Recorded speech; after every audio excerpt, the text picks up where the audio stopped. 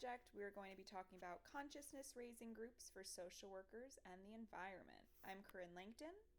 I'm Victoria Warwick, and Chicky will probably be joining in shortly with his meow, so I apologize in advance.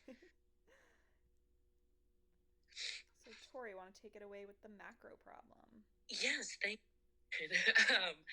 So, in the upcoming century, human health, agriculture, food security, water supplies, transportation, energy, the ecosystem, and many others are expected to become increasingly disruptive. And our direct effect of our social work jobs and our clients, the population will become increasingly difficult to help. These two graphics that we have up here, I think, really speak to the problem as a whole. I'm a visual learner, so these really kind of set it home for me. Two things that I think are really important to me personally is the global ocean oxygen is continued to decrease. I don't know if anyone's seen videos of the fish that are just dying and like going onto shore, and it's that I think in itself shows a really large effect of how our world is changing and how our earth is really changing. So that was the macro. Corinne, why don't you tell us about the meso? Sure. So, the meso problem. I think we've hit on this in class a few times, right? That there's a lack of awareness of environmental justice for social workers.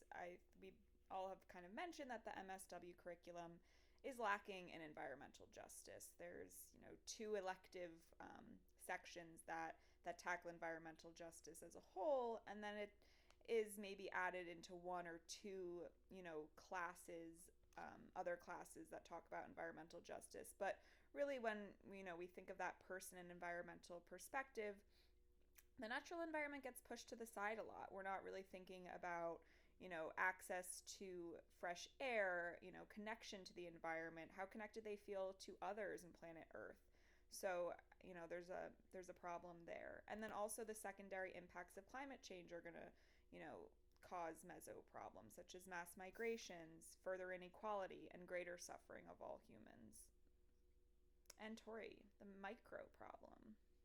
So the problem, I think, when we think of environmental justice, I think our brains immediately go to like these large problems that we don't feel like we can help change or solve, or they just become too complex for us to kind of help out. And I'd like to change that, and the micro problem is what we can do on an individual level, what we can do for our clients to help the natural world, and what the natural world can help us. I think it's such a large part of how we can change the world on a daily basis within our own selves. And I think even just in practice, I think the lack of holistic intervention that is given to our clients is so small. And I feel now there's maybe a change happening where a lot of people are going into holistic interventions, and getting back to our roots and looking into other people and other sources like indigenous people and how they're connected to the earth. And I think it do a lot for us as social workers and our clients. So we proposed a solution. Yeah, so this solution, well, the first step of a solution, right? So we're thinking about consciousness raising groups for social workers and the environment. So this would be a space of collaboration and learning past graduation. We're planning, to hold these through the NASW or in collaboration with the NASW New Jersey, and hope to, be part of their events list, their massive, extensive event list. And this class was definitely an inspiration for this project because of the collaboration both Tori and I felt in class with all of you, working, not as such students versus the professor, but really it was, a collaborative effort of learning where the professor, didn't feel like the more knowledge, I mean, definitely more knowledgeable, but we all had something to gain and to give to each other and to teach each other. So that was kind of our inspiration. And this Helen Keller quote kind of drives it home: alone we can do so little, together we can do so much. And part of this would be guest speakers held at different locations throughout the Garden State. So, really, meeting in places where we can see where our changes can take place. And then also, of course, snacks will be provided to sort of bring in more people. So now we're going to get to the history a little bit. What is consciousness raising, Tori? So the consciousness raising group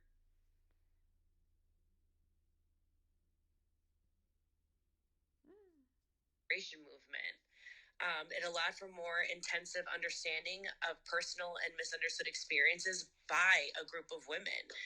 And of women's issues. It also explored different topics such as the LGBTQ rights, interpartner violence, animal rights, breast cancer, race, Israel and Palestine conflicts, the Occupy movements, and of course, environmental justice. As a side note, in Canada, we all love Canada. In Canada, these consciousness raising groups were so powerful that in 1967, the Royal Commission of the status of women was formed. Women and women's organizations' involvement led to a report that included 167 recommendations to the Canadian government.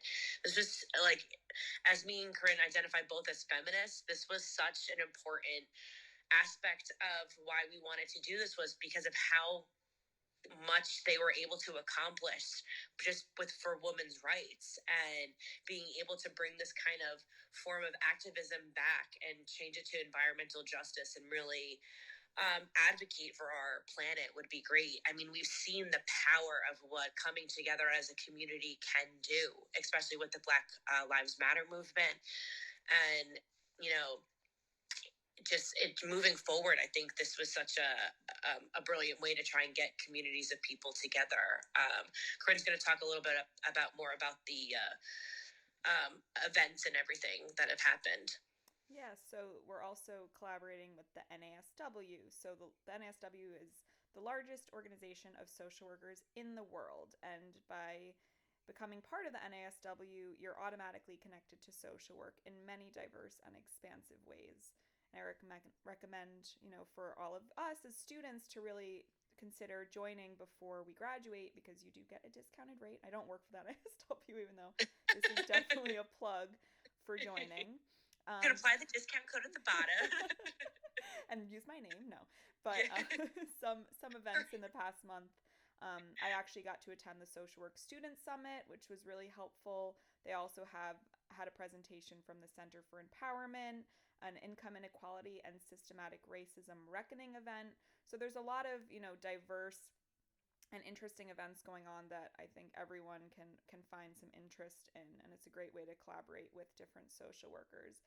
And then one event that I did want to hone in on was an event that they held this month called the Climate Cafe. So the Climate Cafe describes its offering as a simple, reflective, empathic space where fears and uncertainties about the climate crisis can be safely expressed and held. So the description of the event stresses that it remains free of guest speakers, lectures, and advice, lending to the idea of a more support group model. So although the Climate Cafe and our proposed intervention have overlapping themes, the purposes of the group sort of run parallel to each other. So the purpose of the cafe to offer more support, and then our intervention to offer more solutions. So we're hoping that, participants may find attending both groups in conjunction to be beneficial. So you get both the support aspect and then also the active aspect as well. So now we're going to talk a little bit more about our intervention, starting with the goods. Love the goods. So our reach is basically reaching social work professionals, individual social workers, our clients, and of course the biggest is Mother Earth. Our goal is to constantly always spread awareness, to connect and collaborate with others, to be advocates for, our clients and our world, and development, learning new skills, therapies, and interventions. I feel like your education should always be number one, and continuously searching for more and more to, educate yourself and others. And just the potential for significant change, I think, is always the reason why you should want to continue doing things, is to try and make change in this world that we live in, and for the good. But where there is good, there is always bad. Corinne. Yes, so of course we have to talk about the bad with any intervention, so we can plan and assess for when things go wrong, or at least try to. So one possibility is the homogeneity of the group, right? This is a group for social workers. So are we going to be lacking voices that may be important to be heard? Also, low turnout. We know social workers are busy, right? We work jobs, we advocate, we volunteer, we have lives outside of social work. So, is there going to be time and space for social workers to join? And I think a big part of that is going to be with promotion and, collaborating with the NASW. That was a big part of why we decided to do that collaboration, since of course it already gives us such a big, pool to work with of social workers. And we have to talk about the exclusion. So, the history of consciousness raising, although we've talked about the positives, there are also negatives that need to be considered. During the feminist movement, poor women, women of color, lesbians, and men were often excluded from these conversations at different times, giving the issues of white, heterosexual, middle class women most of the attention. So, in our case, it might more be the fear of excluding indigenous perspectives, also people of color, also, you know, men and women, and just all we want a diverse set of voices to be heard, and how, our our work can impact those different people and different sets, subsets of the population. Our cost would be minimal. I think most of it would be about promotion of the group, and snacks, of course. Oh, snacks. Always snacks. But also, I think just besides monetary costs, the time and effort it would take for us as co-facilitators to put in. Obviously this is a volunteer type of advocacy work, so we would just finding the time and the space as already busy social workers. And then conflicts within the group is something to consider. So Tori and I are pretty confident with our past experience being co-facilitators in group work that we are, used to diffusing and, restoring conflicts within the group. But there's always, we want different opinions. We want people to say things that might, raise an eyebrow. So just holding that space and also allowing for repairs and coming together to be the main goal of the group. So with that, we're going to, talk about the social work implications. So with the implications, we're looking through, so many different lenses and so many different avenues of how this can be approached and how this can be beneficial for people. And I think it's a professional's responsibility to give their client the amount of resources to help provide for themselves and this world, and how the world can help provide for them. It fosters collaboration and change within using personal experiences. As social workers, we go into each session with a client or each group with some type of personal experience behind it. That's what kind of propels us forward to want to help others. We all got into this kind of profession because of probably some form of trauma in our life or something that we viewed in life. Recognizing different perspectives. We go over these constantly in class, which is the environmental social work, green social work, indigenous perspective, and there's so many more that need to be all try to work together and kind of be cohesive with each other. The learning environment of shared ideas. Just going in there and making sure that we can all come together as a group. There's like, again, Korin said, people will have difference of opinions, ruffle some feathers, raise some eyebrows, but at the end of the day, we all need to have passion and advocacy.